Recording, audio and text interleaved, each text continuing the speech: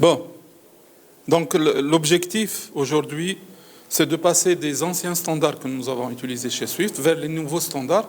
Enfin, nouveau, c'est pas nouveau par rapport à l'usage, mais c'est des standards qui étaient disponibles depuis 2004, hein, qui ont été élaborés par l'ISO, donc l'organisme responsable sur les standardisations, par des comités techniques.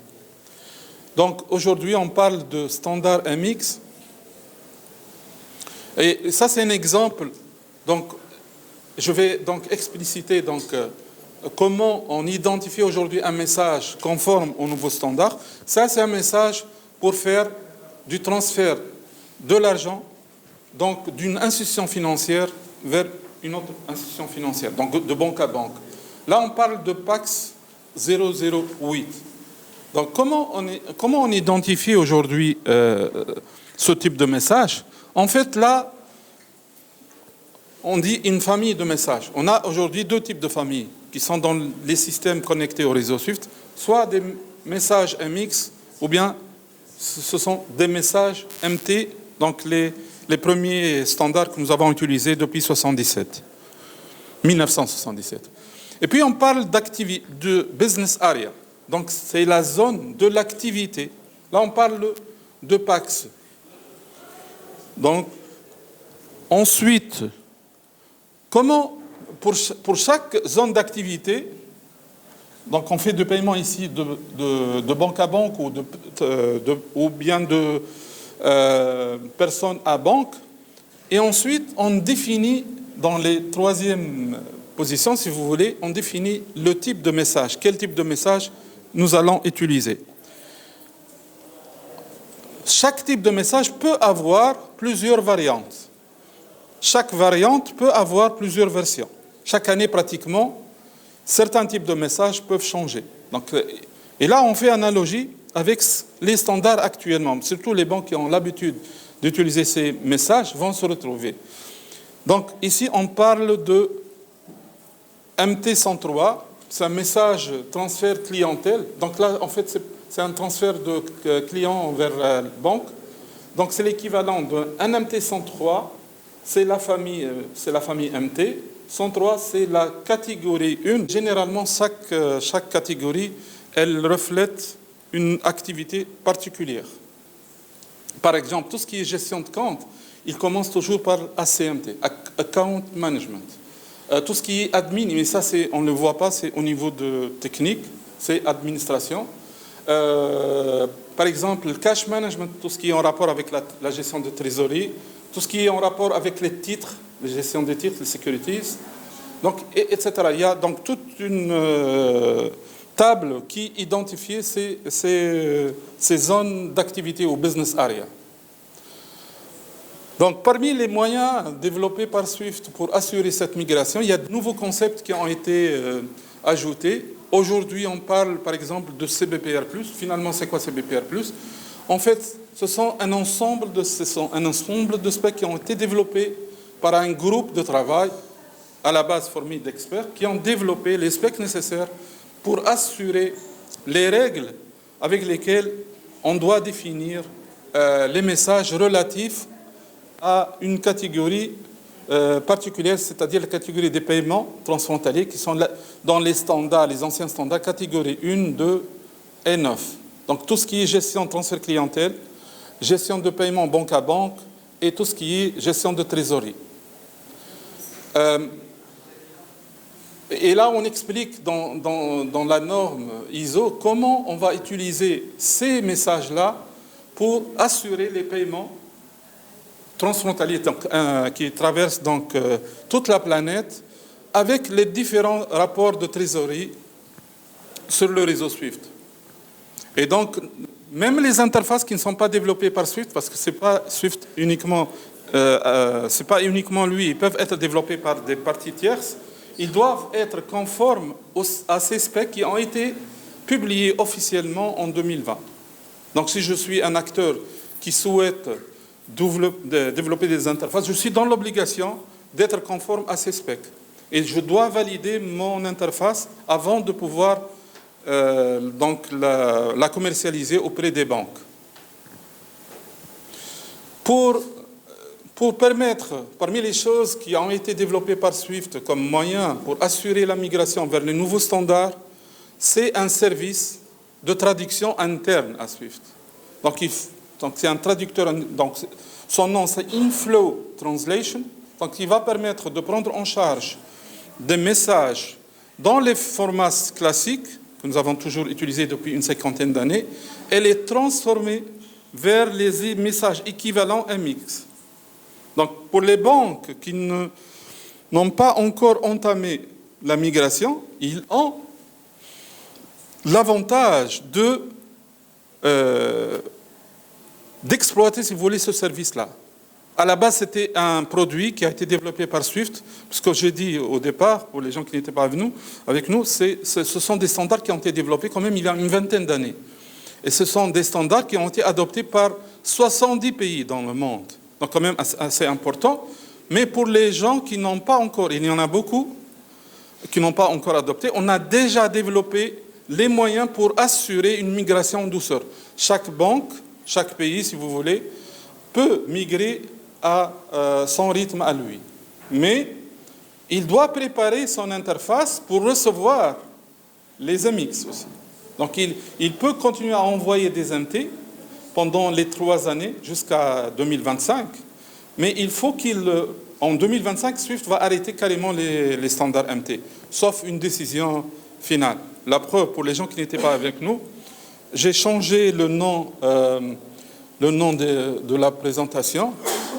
Je vais parler uniquement de la migration MT-MX. Ce n'est plus aujourd'hui un compte à rebours, parce que Swift venait d'annoncer aujourd'hui même qu'ils ont retardé un petit peu cette migration au mois de mars 2023.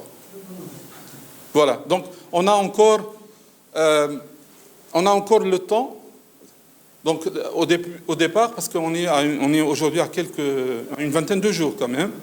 Mais bon, aujourd'hui, ils ont décidé, mais suite à une décision de la BCE, de la Banque Centrale Européenne, qui a dit que les banques européennes ne sont pas encore prêtes et on ne préfère pas migrer, vu le risque systémique qu'ils peuvent présenter. Donc c'est pour ça que aujourd'hui, on a un peu de... C'est une bonne nouvelle, comme l'a dit monsieur. Quand on a commencé à utiliser les standards MT, depuis 2017, on a utilisé un service de messagerie connu dans l'environnement Swift, FIN pour dire Financial. Donc c'est une messagerie financière. Aujourd'hui, ce que nous avons ajouté au niveau de réseau Swift, on a ajouté les standards, donc la possibilité d'utiliser les standards MX. On a ajouté un nouveau service qui s'appelle FIN+. Donc FIN+, c'est un service similaire à FIN. Donc il y a beaucoup de similitudes. Donc, il y a un slide qui fait un petit peu l'analogie entre les deux. Mais aussi, c'est un service qui va exclusivement être utilisé par la suite. Il va remplacer FIN quand on va abandonner carrément les standards MT. Donc là, c'est pour FIN+.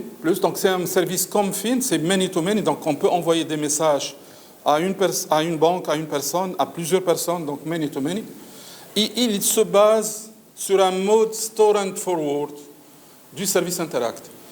Même FIN aujourd'hui utilise, donc ça c'est un service technique, donc si vous voulez c'est une enveloppe technique dans lequel on met un message Swift.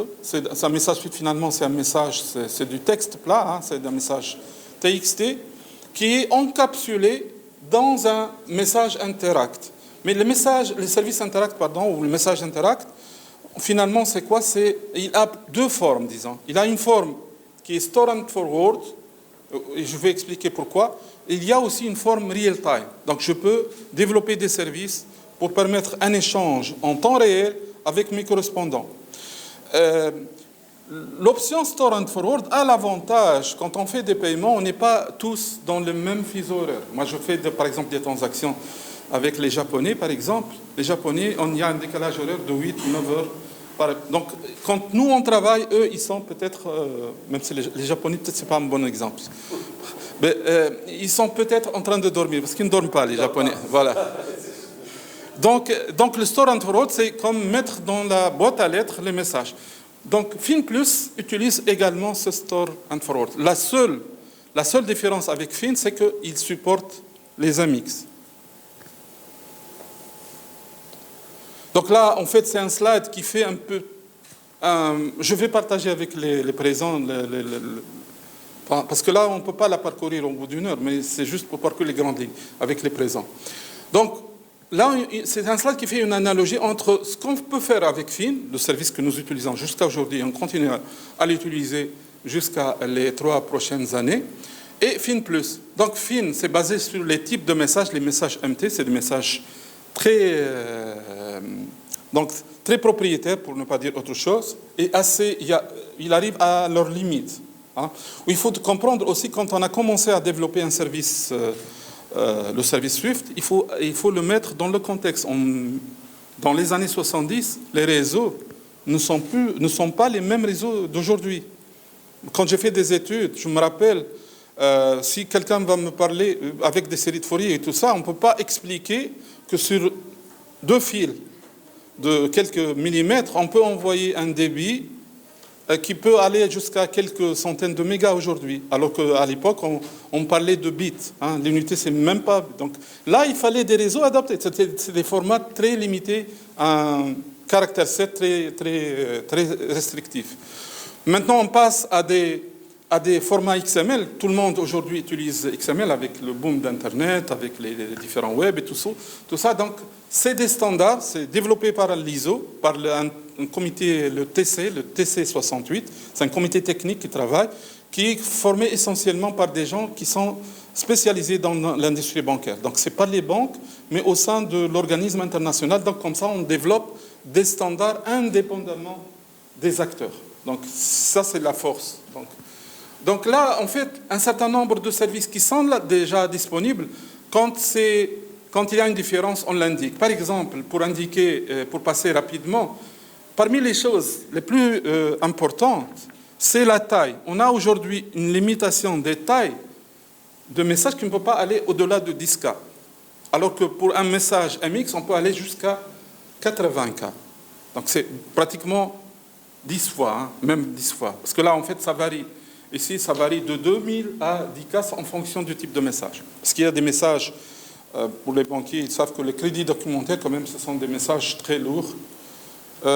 Donc, ils peuvent aller jusqu'à 2000 caractères. Mais ça, c'est une limitation donc, c'est des freins au développement de l'activité bancaire. Donc, aujourd'hui, c'est un des changements majeurs. Les identifications, on reviendra peut-être une autre fois, parce que ça demande énormément de temps. Maintenant, on a l'habitude, dans le service FIN spécialement, de parler de BIC, bon, qui a même changé de signification, acronyme. Donc le BIC, c'est le Bank Identifier Code. Donc il se base sur un concept très simple. Donc on identifie, donc, pour chaque banque, dans chaque pays, il faut qu'elle ait un acronyme qui n'existe pas dans le pays. Par exemple, ici, j'ai pris le BIC de ma banque, BCTN. On est en Tunisie, donc le code country, donc le code pays CTN. Ça, c'est le code de la ville. TT, c'est le code de la ville de Tunis. Donc, comme ça, on identifie. Il n'y a pas une autre banque qui a ce BIC dans le réseau SWIFT en Tunisie. D'ailleurs, on a eu un problème. Je pense que la Zitouna Bank a eu un problème, parce que c'est une des dernières banques qui a été créée en Tunisie, parce on a le choix de choisir. Swift vous laisse le choix au moment d'établir donc la connexion, mais si vous donnez un nom qui a été déjà, on vous affecte un nom bizarre, comme ça, aléatoire, pour permettre l'unicité, en fait. Hein, d'accord? Donc maintenant, dans SwiftNet, on utilise un nommage qui est plus ou moins standard, le disk name conforme aux normes X503, etc. Donc là, on parle de DDN. On a commencé à l'utiliser quand même il y a une vingtaine d'années. Hein. Mais ça, c'est parce qu'on a passé à SwiftNet. On était dans le réseau Swift et on a passé à une autre version de réseau, depuis 2004 d'ailleurs, au réseau SwiftNet qui, dans le nommage, a utilisé, on a continué à utiliser le BIC, mais on a introduit une notion de DN, donc Distinguished Name. Donc là, c'est pour vous permettre de voir le maximum, je vais passer assez rapidement. Et ici, pour permettre aux banques de tester certains mécanismes ou certaines applications, on a identifié des éléments de test. Donc on appelle ça test and training, et la convention que nous avons pris, c'est de venir au 8e caractère du BigLife et le remplacer par 0. Donc pour le DN et pour le service FIN, plus si vous voulez, c'est un peu différent. On utilise le nom de service qui doit être la F, qui doit être le test. Donc je vais vous montrer un exemple. Il y a un service qu'il faut définir en mode test. Ce n'est pas le BIC, hein, donc c'est autre chose. Là, c'est quelques différences. Je vais vous expliquer comment on définit. Donc le flow, inflow translation, on a parlé déjà de ça. Ça, un slide qui explique un petit peu comment on va gérer le trafic en période de cohabitation des deux standards. Moi, je suis une banque qui est déjà, par exemple, dans cet exemple, on est une banque qui est déjà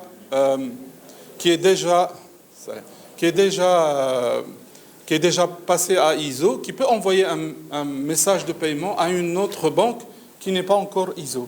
Donc, au moment de passage par le réseau SWIFT, il y a une translation, et comme ça, le message passe du MX à MT, et la banque réceptrice, la banque C ici, va pouvoir recevoir le message comme elle l'a toujours reçu. Tant qu'elle n'a pas migré, elle est en mesure d'accepter ces messages-là. Quelles sont les prochaines étapes? On est déjà dans cette étape. Donc, il faut préparer l'interface. Donc, l'interface utilisée par les banques, il faut qu'elle soit prête pour pouvoir accepter que ce soit des messages MT ou des messages multiformats qui combinent les deux. Donc là, on va rapidement voir qu'est-ce qu'on va faire au niveau de notre interface, quelles sont les actions à faire pour dire, pour valider, en quelque sorte, que nous sommes fin prêts pour être fin prêts pour l'ISO 2022. Il y a aussi des moyens de test. Donc, depuis quand même une bonne année, on a la possibilité de tester ce service que nous avons présenté tout à l'heure, l'Inflow Translation, qui est un moyen utilisé par Swift pour permettre aux banques d'assurer une migration à leur rythme. Donc, pour ne pas faire un Big Bang, donc une migration en one shot, donc pour permettre à chacun de migrer à son rythme. Il est disponible, ce mode déjà, il est disponible depuis le mois d'août 2022. Donc on peut l'utiliser. Le Go Live, jusqu'à aujourd'hui, il était prévu de passer au mois de novembre 2022. Pour les gens qui n'ont pas assisté, on vient d'avoir aujourd'hui l'information officielle de Swift qu'on va reporter cette migration au mois de mars 2023, suite à une exigence ou une recommandation de dernière minute, ou un forcing, si vous voulez. C'est la BCE, c'est quand même la Banque Centrale Européenne, qui a exigé, il y a une semaine, que Swift retarde un petit peu la migration. En tout cas, c'est la version officielle apportée par Swift. Vous pouvez le voir sur leur site.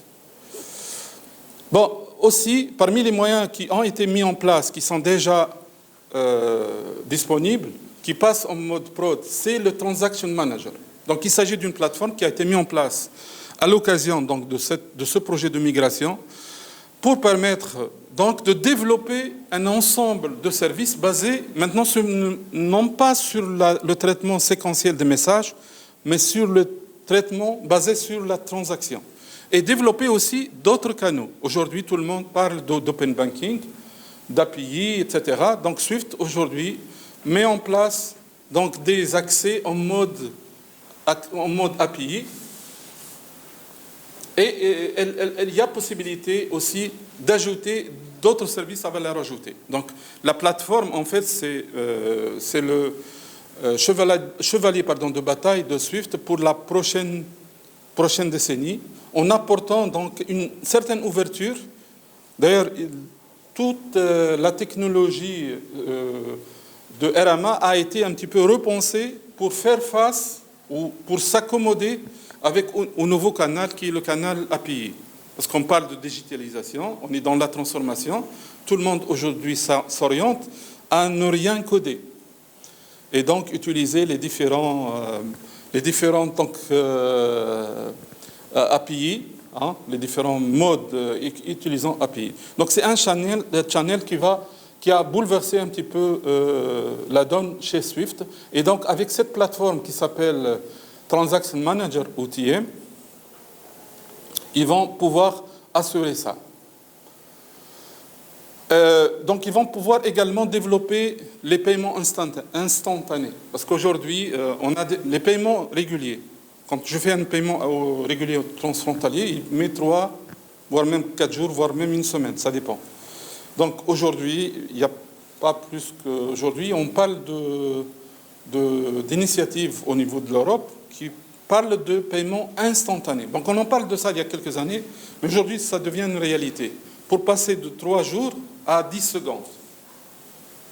Bon, même en Tunisie, par exemple, nous travaillons sur une initiative de faire passer notre RTGS local, donc là, parmi les roadmaps de ce projet, de développer les paiements instantanés. Ça, c'est quelque chose, donc, parmi les challenges, en tant qu'acteur dans le paiement, les modes de paiement de manière générale, on tend à l'avoir. Donc, on travaille avec les parties prenantes pour développer les paiements instantanés. Donc, Swift, grâce au Transaction Manager, va permettre de développer des transactions sans problème et des paiements instantanés. Il y a déjà des use cases qui sont opérationnels en Australie. On a commencé à déjà en parler. C'est déjà opérationnel. Voilà, donc, je suis obligé de parcourir parce qu'on a beaucoup de choses. Il ne reste pas beaucoup de temps. Mais, le Transaction Manager, donc finalement, il va permettre de gérer les formats MT classiques, comme maintenant. Il va également, bien sûr, c'est l'objectif, de gérer tout ce qui est ISO, mais surtout un échange d'API. Donc ça, c'est le troisième canal qui a été apporté par les nouveautés imposées par le passage à ISO 20022. Donc là, on passe. Mais pour justement supporter le troisième canal, le canal d'échange avec des API, donc il va en fait se décliner par quoi? Donc on est en mesure aujourd'hui de demander à une fintech, par exemple, de nous développer, moyennant une plateforme de low-code ou no-code, de développer le moyen d'envoyer carrément un message de paiement. Ça, on ne pouvait pas le faire donc grâce à quoi? Grâce à cet échange via l'API.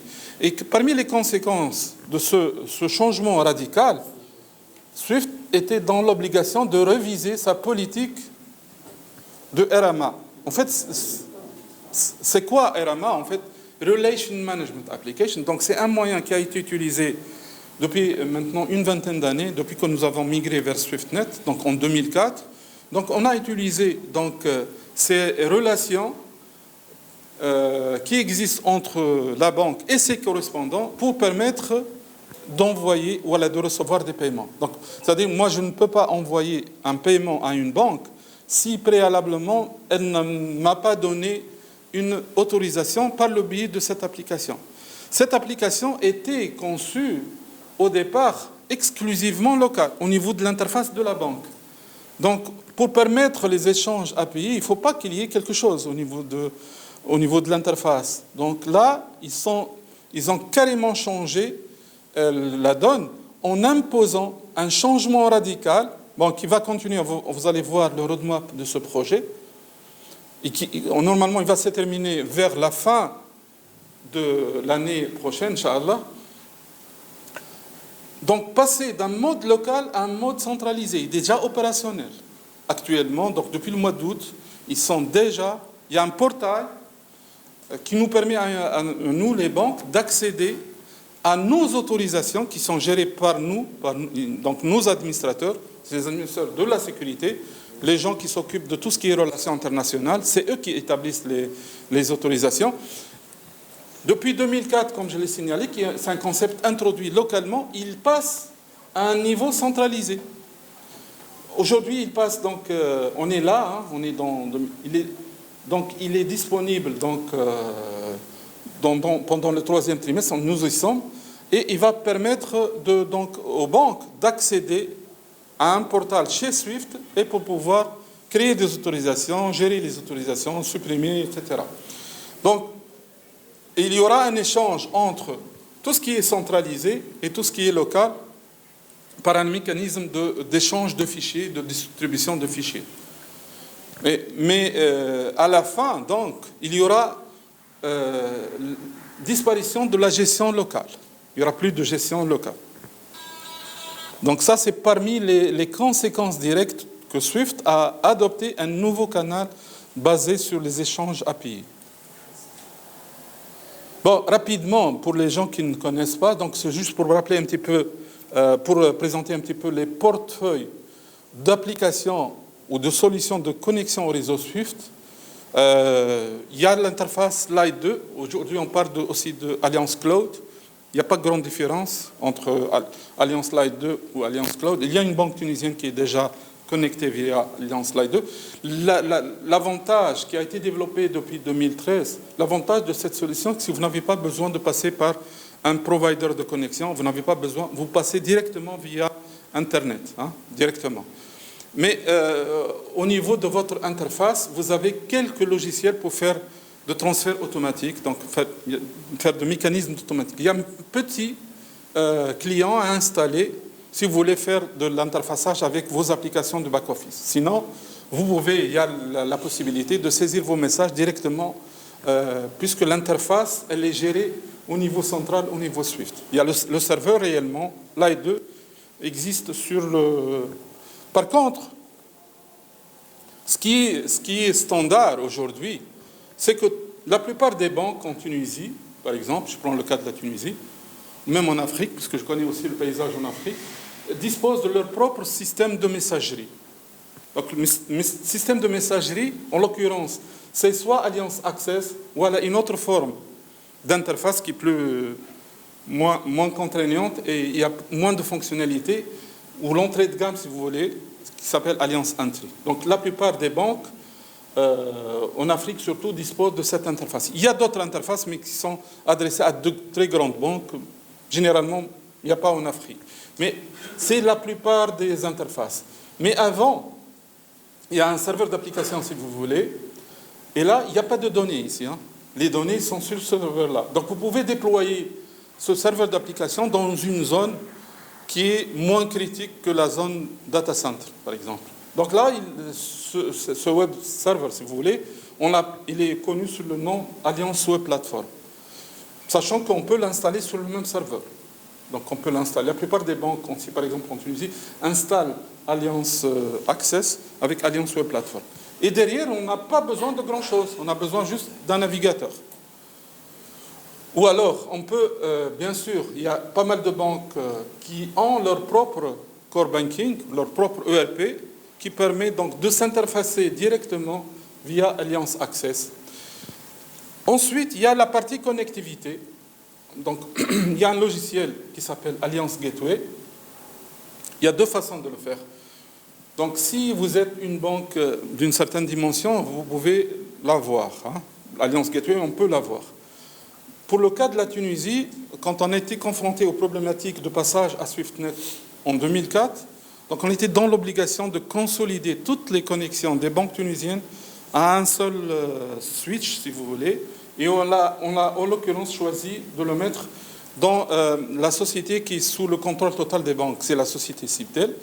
Donc on a installé, par le biais d'un comité représentatif du secteur à l'époque, et on a mis en place Alliance Gateway.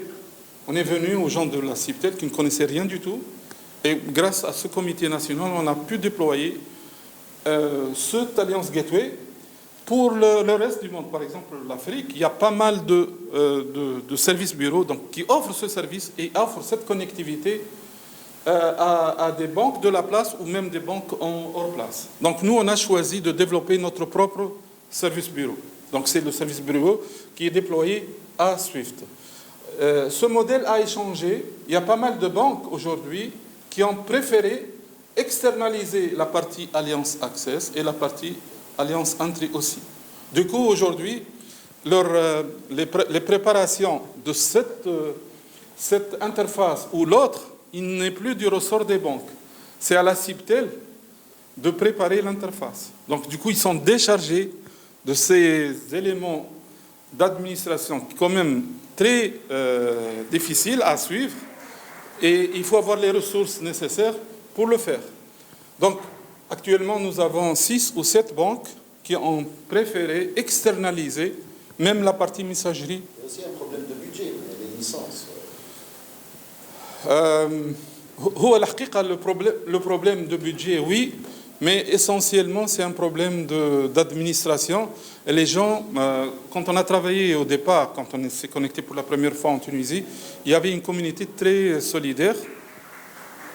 On s'échangeait à l'époque beaucoup d'informations.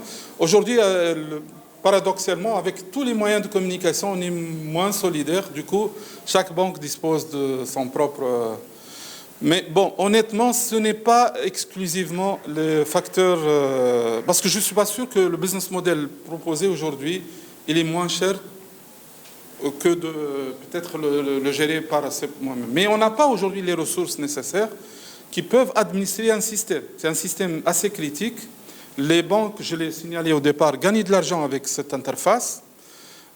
Si le système SWIFT s'arrête pour une banque quelconque, c'est une perte sèche pour elle. Donc ça se chiffre avec des dizaines de millions, hein, si ce n'est pas plus. Donc on a eu beaucoup d'exemples, honnêtement. Donc du coup, le choix dépend de plusieurs facteurs, pas uniquement le facteur budget. Donc ça, c'est de manière générale. Il y a peut-être d'autres... je vais passer rapidement pour dire maintenant... Qu'est-ce qu'il faut faire pour pouvoir, parce qu'on va revenir à notre thème, qu'est-ce qu'il faut faire pour, j'en ai pour 5 minutes, hein, ensuite on va peut-être arrêter. Qu'est-ce qu'il faut faire pour être fin prêt, pour supporter la migration vers les nouveaux standards?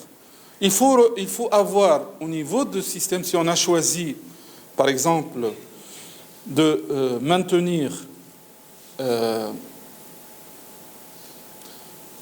il faut maintenir ce système-là.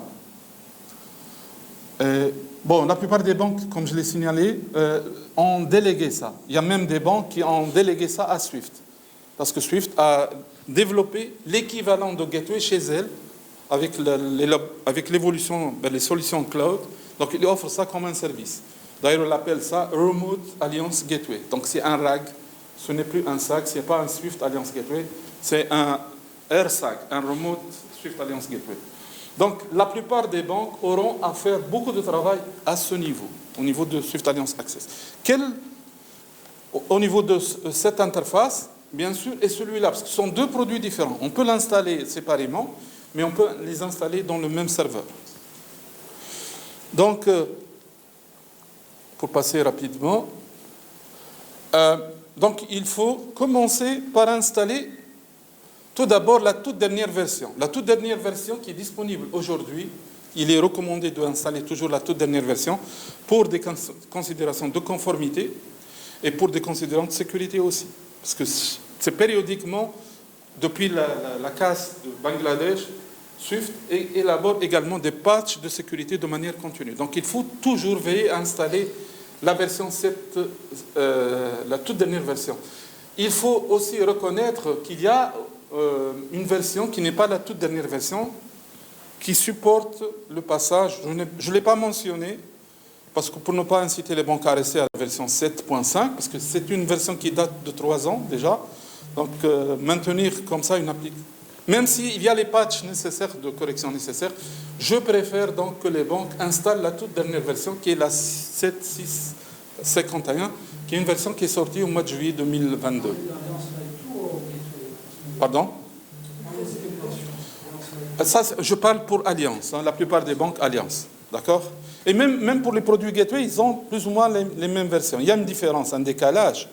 Mais pour la plupart des banques, donc, parce que le Gateway en général, chez soit le service bureau, qui est l'intégrateur si vous voulez, ou bien chez SWIFT, ou bien il y a une minorité des banques. Par exemple, en Afrique, je sais qu'au niveau de la BAD, tous ces produits-là sont disponibles. Mais c'est la BAD, ce n'est pas n'importe quelle banque.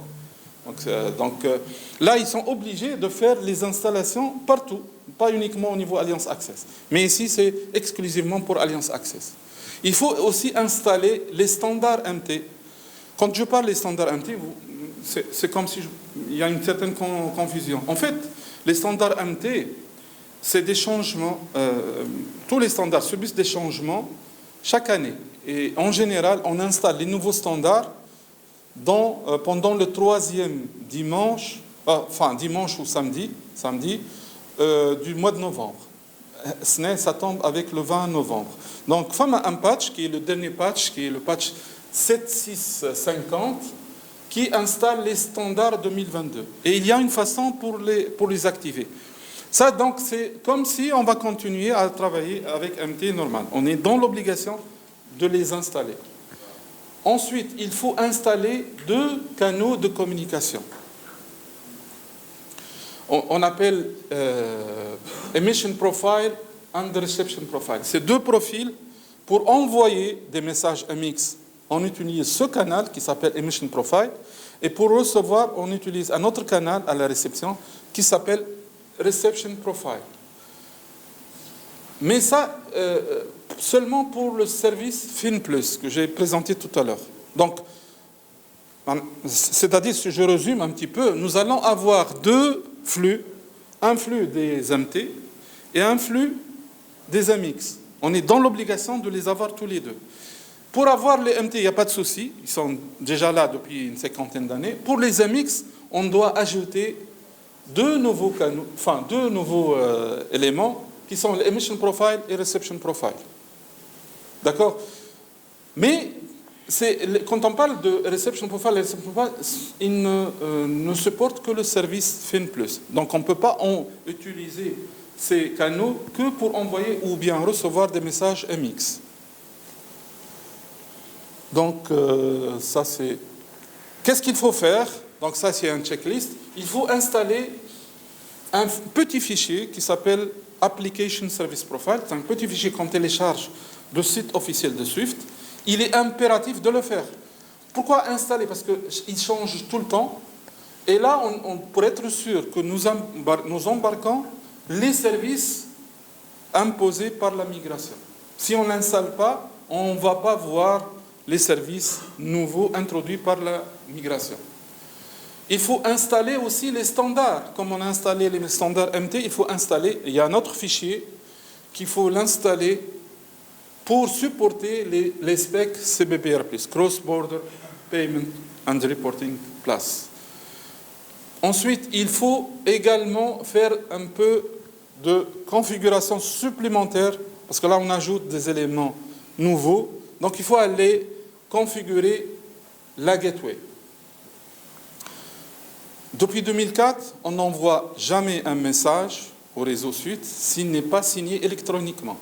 Donc nous avons tous, je parle des banques, nous avons tous des certificats qui sont déployés au niveau des équipements spécifiques.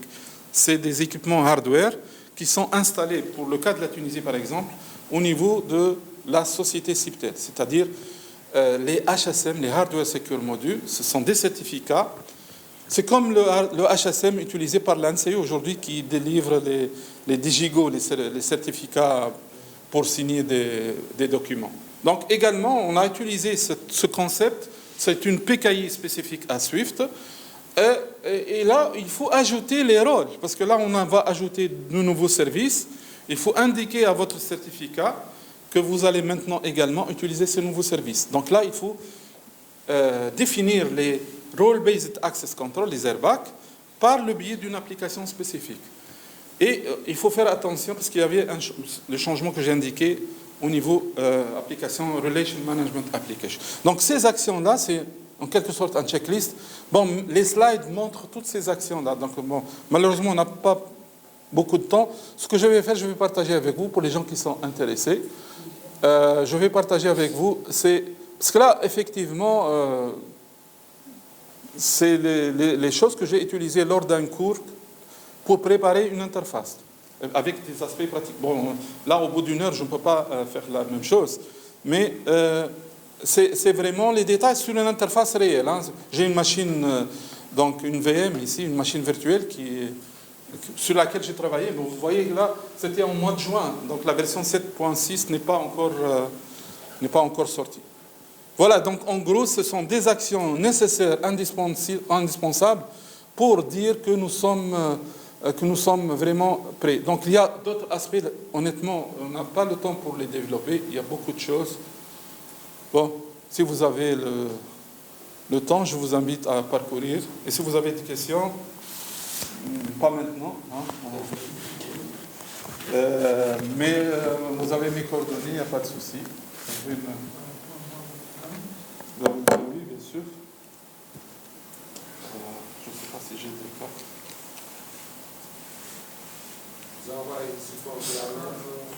Donc, vous m'envoyez un email. Je suis bien intéressé à voir cette présentation.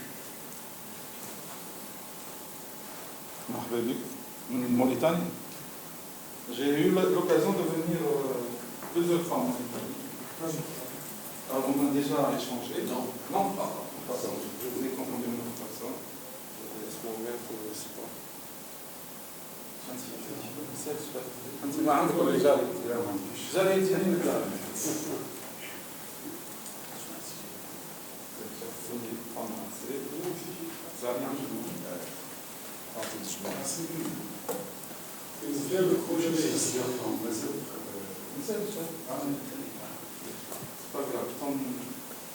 طون عم شوية transformation. Mais en tout cas, c'est un message, honnêtement. Je sais qu'au bout d'une heure, c'est prétentieux de dire que je peux parler d'un tel sujet. Au bout d'une journée et demie, je n'ai pas pu... Bon, les slides extrêmes, le cours avec. Mais avec ça, il me fallait plus qu'une journée. Mais un appel, c'est mieux que rien. Donc, aborder, surtout avec... Je sais qu'il y a une communauté bancaire présente, les forums Makdoum. Donc, c'est juste pour sensibiliser les gens aux actions basiques, mais il faut que quelqu'un les fasse. C'est ça. C'est bon? Merci. C'est comme ça. Merci.